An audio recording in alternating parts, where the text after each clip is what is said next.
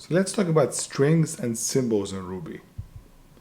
Ruby has two types of strings. It has a single quote string as well as a double quoted string, but they are treated very differently. So a single quote string is very literal, and you're only allowed to escape a single quote. Pretty much everything else is treated as is. Whereas a double quoted string, you have some special characters like \n or \t for tab, and also it allows for string interpolation. What is that? You could basically embed any arbitrary expression inside this hash and then curlies. We'll see an example in a minute. And interpolation makes it very simple to concatenate things. You don't have to use a plus anymore, which sort of breaks your logic, and instead you use interpolation. So let's see an example of a single quoted string and a double quoted string. So for a single quoted string, one line followed by what's the matter would be exactly that. Whereas a double quoted string, you could use a \n, and that actually means a new line, so it would print it out on two separate lines. Let's see an example of interpolation. So for example, you want to have a method called feedback that just spits back whatever is passed into it. So some parameter is passed in, and some parameter is 1, 2, 3 if it was nil. Otherwise, it's just going to print out the parameter. So the parameter is, and the some param is being interpolated to be part of this double quoted string. So if 5 is passed in, it would be if the parameter is 5.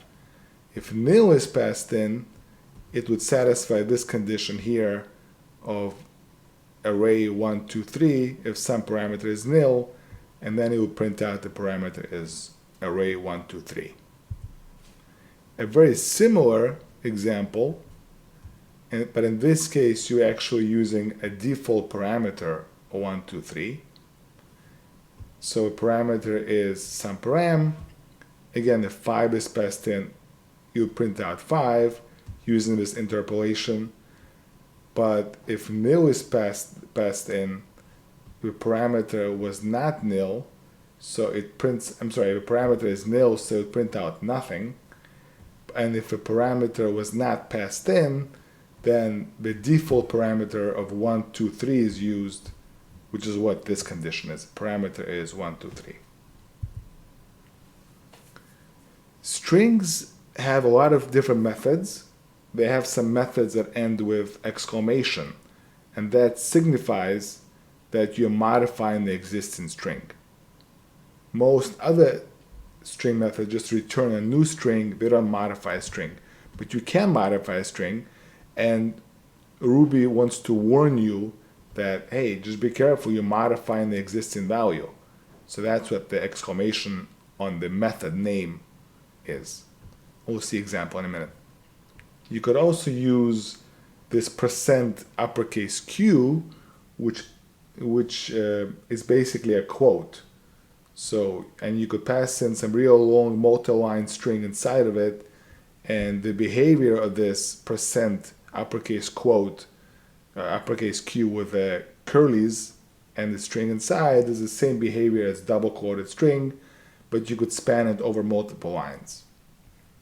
Now, another interesting thing is that the nil object has a toString method, to_s, which is basically the toString method, and that produces an empty string. So if you try to print out a nil object inside of puts, it automatically converts it to a string, which is an empty string. And this is an important point here. Strings have a lot of methods, and it's very important to master the string API. It's a very important API in Ruby. So let's see some examples of string methods. For example, you have a variable string called my name Tim, with a space in front of it. There is an lstrip method which left strips. So basically it strips out the space before Tim and it capitalizes. So now all of a sudden Tim is, it strips out the space and it capitalizes, so it returns Tim. Now, although it did all of this and printed out Tim, the my name is still space Tim lowercase, because these methods don't actually modify the my name variable. They return a new string here and a new string here. So you could chain them, but a new string is always being returned. As opposed to lstrip with an exclamation, sort of a sibling of this other lstrip, that's going to be destructive, right? Ruby is trying to warn you this is an in-place modification of my name variable.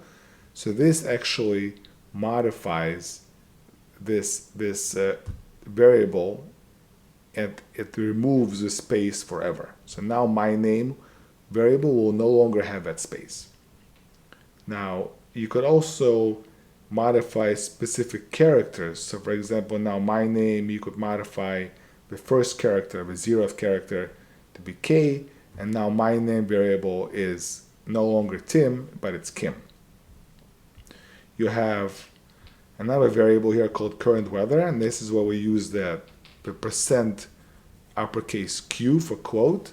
It's a hot day outside, grab your umbrellas.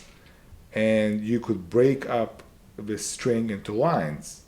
You could break it into lines, and you could have a block. Remember blocks from the previous lecture?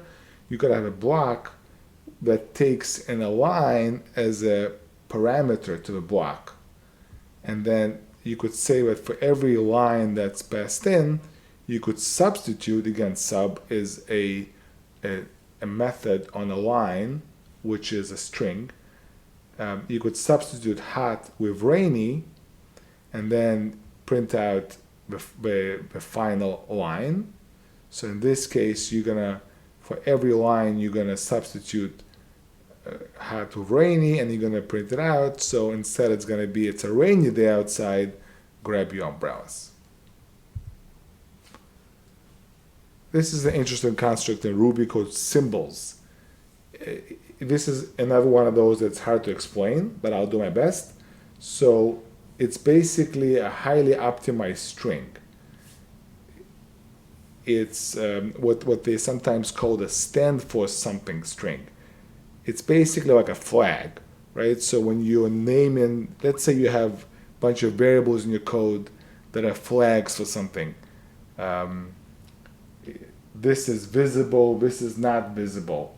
Right? You don't really care how it's spelled or exactly what letters it has or what you end up calling it, but the point is it's a string that you know is probably not going to change. So it doesn't have all the fancy methods of strings, and it is unique and immutable throughout your code.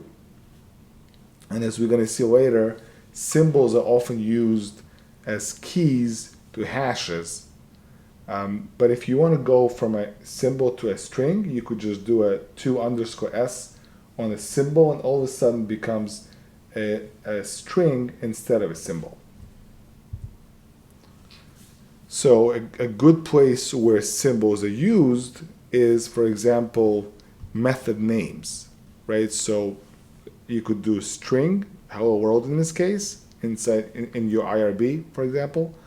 And you could do dot methods. Give me all the methods that this particular object, in this case string, has. So it's an array, and it's an array of symbols, where each value in the array is the name of a method. So for example, there's an include method, there's an upcase method, all these different methods, and these things are not gonna change, right? So the string object is gonna have all these symbols for the method names. They're not going to change, and they're called symbols.